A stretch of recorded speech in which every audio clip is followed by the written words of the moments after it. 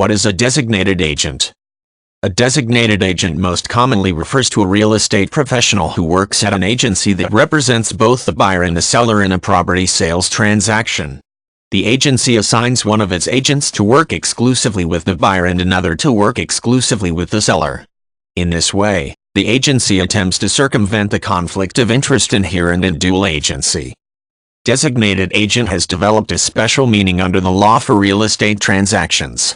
Unless special arrangements are made, real estate agents are advocates for the seller of properties. The seller hires the agent and lists the property with him, authorizing him to show the property to interested parties and to negotiate a favorable selling price. Buyers interact with real estate agents, and agents work closely with buyers to identify their needs and to show them properties.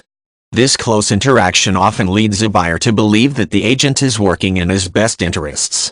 The agent, however, is only legally obligated to help the seller, despite any representations to the contrary.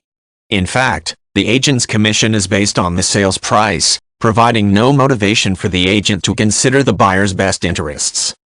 Most jurisdictions require agents to disclose to buyers the fact that they only represent the seller in the transaction. Once the disclosure is made, some places allow the buyer to waive the conflict and have the real estate agency represent them as well. This is called a dual agency, and it requires the agent to work on behalf of both parties in a neutral manner to complete the sale. In addition to permitting dual agency, some jurisdictions allow real estate agency to assign a designated agent to both parties. The designated agent is required to advocate on behalf of his assigned party and adhere to strict confidentiality. Even though the same agency is representing both sides of the transaction, the separate assignments allow the transaction to proceed with both parties vigorously represented. A real estate agency located in a jurisdiction that allows dual agency does not have to offer the designated agent option, but public policy favors the approach. Lawmakers feel using a designated agent restores the advocacy component to the transaction.